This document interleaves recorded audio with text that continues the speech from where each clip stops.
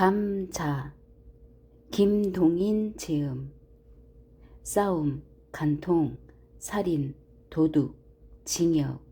이 세상의 모든 비극과 활극의 근원지인 칠성문박, 빈민굴로 오기 전까지는 복녀의 부처는 산업공상의 제2위에 드는 농민이었다. 복녀는 원래 가난은 하지만 정직한 농가에서 규칙 있게 자라난 처녀였었다. 예전 선비의 엄한 규율은 농민으로 떨어지고부터 없어졌다 하나, 그러나 어딘지는 모르지만 딴 농민보다는 좀 똑똑하고 엄한 가율이 그의 집에 그냥 남아 있었다. 그 가운데서 자라난 복녀는 물론 다른 집 처녀들 같이 여름에는 벌거벗고 겨울에서 몇 감고 바짓바람으로 동네를 돌아다니는 것을 예사로 알기는 알았지만, 그러나 그의 마음속에는 막연하게나마 도덕이라는 것에 대한 기품을 가지고 있었다. 그는 15살 나는 해에 동네 호라비에게 80원에 팔려서 시집이라는 것을 갔다. 그의 새서방, 영감이라는 편이 적당할까?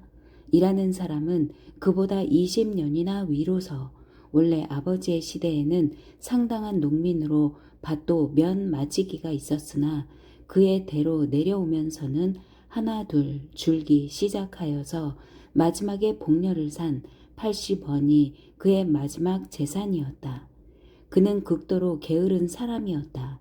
동네 노인의 주선으로 소작밭 깨나 얻어주면 종자만 뿌려둔 뒤에는 후치질도 안 하고 김도 안 매고 그냥 버려두었다가는 가을에 가서는 되는 대로 걷어서 금년에 흉년입네 하고 밭 주인에게는 가져도 안 가고 혼자 먹어버리곤 하였다. 그러니까 그는 한 밭을 2년 동안 붙여본 일이 없었다. 이리하여 몇 해를 지내는 동안 그는 그 동네에서는 밥을 못 얻으리만큼 인심과 신용을 잃고 말았다. 복녀가 시집을 온 지 한 3, 4년은 장인의 덕으로 이렁저렁 지내갔으나 예전 선비의 꼬리인 장인도 차차 사위를 밉게 보기 시작하였다. 그들은 처가에까지 신용을 잃게 되었다. 그들 부처는 여러 가지로 의논하다가 할 수 없이 평양 성안으로 막벌이로 들어왔다. 그러나 게으른 그에게는 막벌이나마 역시 되지 않았다.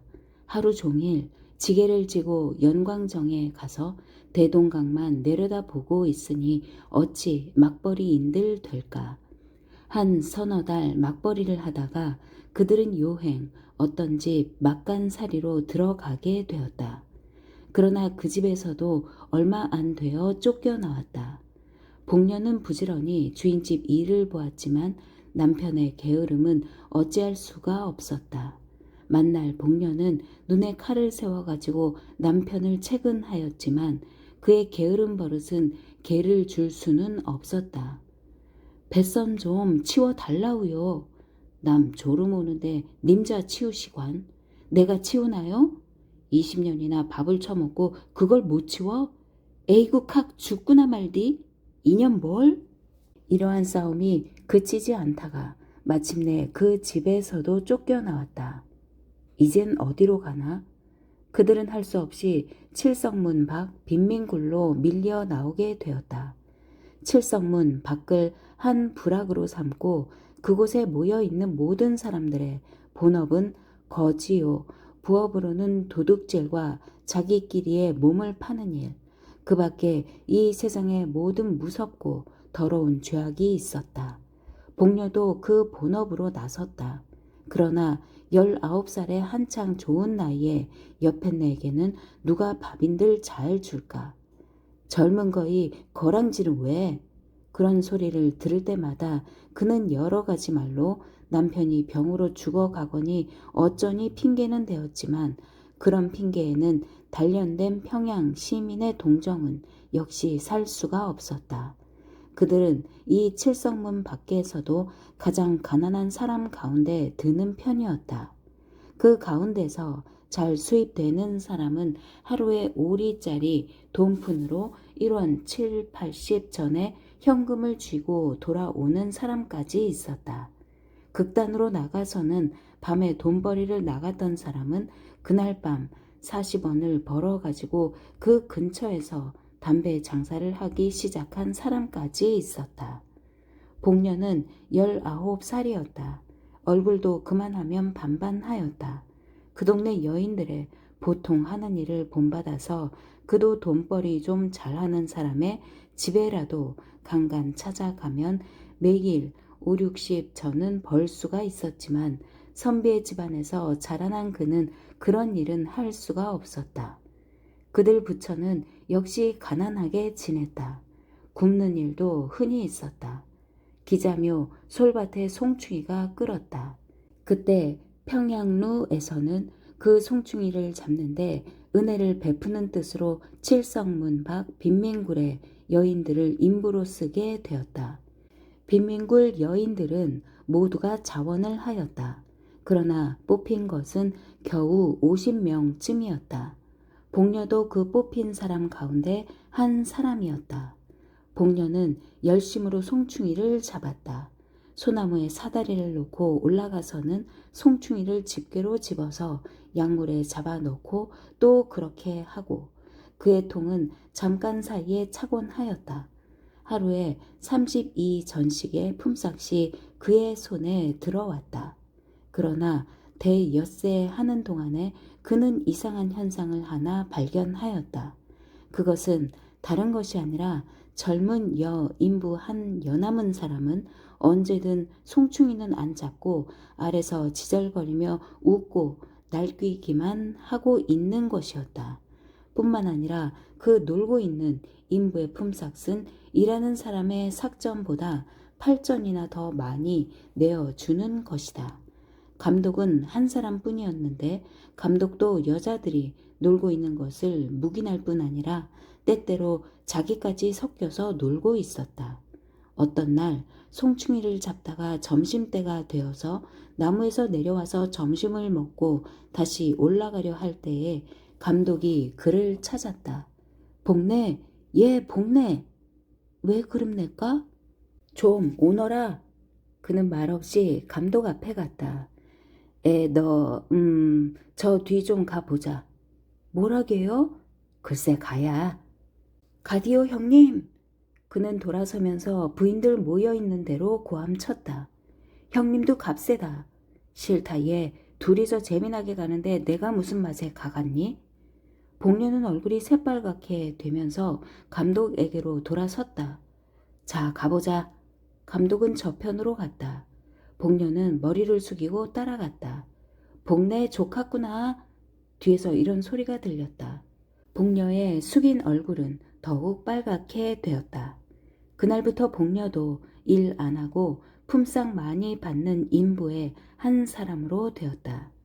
복녀의 도덕관 내지 인생관은 그때부터 변하였다. 그는 여태껏 딴 사내와 관계를 한다는 것을 생각하여 본 일도 없었다. 그것은 사람의 일이 아니요 짐승에 하는 것쯤으로만 알고 있었다. 혹은 그런 일은 하면 탁 죽어지는지도 모를 일로 알았다. 그러나 이런 이상한 일이 다시 있을까? 사람인 자기도 그런 일을 한 것을 보면 그것은 결코 사람으로 못할 일도 아니었다. 게다가 일 안 하고도 돈 더 받고 긴장된 재미가 있고 빌어먹는 것보다 점잖고 일본말로 하자면 삼박자 같은 좋은 일이 이것뿐이었다. 이것이야말로 삶의 비결이 아닐까. 뿐만이 아니라 일이 있은 뒤부터 그는 처음으로 한계 사람으로 된 것 같은 자신까지 얻었다. 그 뒤부터는 그의 얼굴에 조금씩 분도 발리게 되었다. 1년이 지났다. 그의 처세의 비결은 더욱더 순탄히 진척되었다. 그의 부처는 이제는 그리 궁하게 지내지는 않게 되었다. 그의 남편은 이것이 결국 좋은 일이라는 듯이 아랫목에 누워서 벌씬벌씬 웃고 있었다. 복녀의 얼굴은 더욱 예뻐졌다. 여보 아즈반이 오늘은 얼마나 벌었소? 복녀는 돈 좀 많이 벌은 듯한 거지를 보면 이렇게 찾는다. 오늘은 많이 못 벌었쇠다. 얼마? 도무지 10서너냥? 많이 벌었쇠다 가래. 한 댄냥 꿔 주소고래. 오늘은 내가 어쩌고 어쩌고 하면 복녀는 곧 뛰어가서 그의 발에 늘어진다. 나한테 들킨 다음에는 꾸고야 말아요. 나 원 이 아즈만이 만남은 야단이디라. 자 꿔두디. 그 대신 난 몰라요. 헤헤헤헤. 모르면 안 줄 테야. 글쎄 알았대도 그런다.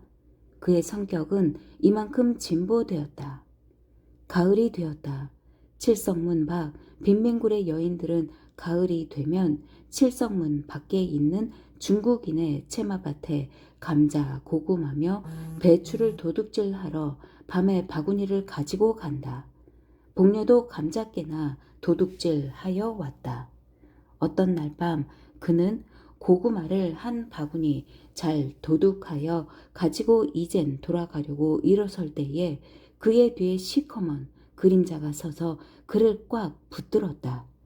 보니 그것은 그 밭의 주인인 중국인 왕 서방이었다. 복녀는 말도 못하고 멀찐멀찐 발 아래만 보고 있었다. 우리 집에 가. 왕서방은 이렇게 말하였다. 가재문 가디 원 겉도 못 갈까? 복녀는 엉덩이를 한번 휙 두른 뒤에 머리를 젖히고 바구니를 저으면서 왕서방을 따라갔다. 1시간쯤 뒤에 그는 왕서방의 집에서 나왔다. 그가 밭고랑에서 길로 들어서려 할 때에 문득 뒤에서 누가 그를 찾았다. 복녀 아니야? 복녀는 휙 돌아서 보았다. 거기는 옆집 여편네가 바구니를 끼고 어두운 밭고랑을 더듬더듬 나오고 있었다. 형님 이랬을까? 형님도 들어갔댔을까? 님자도 들어갔댔나? 형님은 네 집에? 나? 눅서방네 집에. 님자는? 난 왕서방네. 형님 얼마 받았소? 눅서방 그 깍쟁이 놈 배추 3팩이. 난 4만 받았다? 복녀는 자랑스러운 듯이 대답하였다. 10분쯤 뒤에 그는 자기 남편과 그 앞에 돈 3원을 내놓은 뒤에 아까 그 왕서방의 이야기를 하면서 웃고 있었다. 그 뒤부터 왕서방은 무시로 복녀를 찾아왔다. 한참 왕서방이 눈만 멀찐멀찐 앉아있으면 복녀의 남편은 눈치를 채고 밖으로 나간다. 왕서방이 돌아간 뒤에는 그들 부처는 1원 혹은 2원을 가운데에 놓고 기뻐하곤 하였다. 복녀는 차차 동네 거지들한테 애교를 파는 것을 중지하였다. 왕서방이 분주하여 못 올 때가 있으면 복녀는 스스로 왕서방의 집까지 찾아갈 때도 있었다. 복녀의 부처는 이젠 이 빈민굴의 한 부자였다. 그 겨울도 가고 봄이 이르렀다. 그때 왕서방은 돈 100원으로 처녀 하나를 마누라로 사오게 되었다. 흥!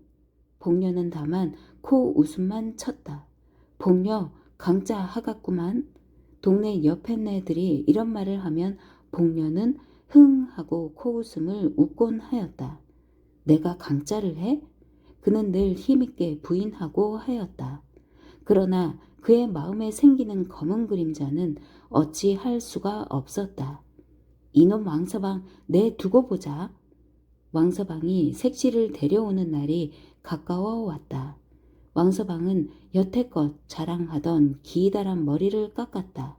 동시에 그것은 새색시의 의견이라는 소문이 퍼졌다. 흥! 복녀는 역시 코웃음만 쳤다. 마침내 새색시가 오는 날이 이르렀다. 칠보 단장에 가마를 탄 색시가 칠성문 밖 채마밭 가운데 있는 왕서방의 집에 이르렀다. 밤이 깊도록 왕서방의 집에는 중국인들이 모여서 별난 악기를 뜯으며 별난곡조로 노래하며 야단이었다.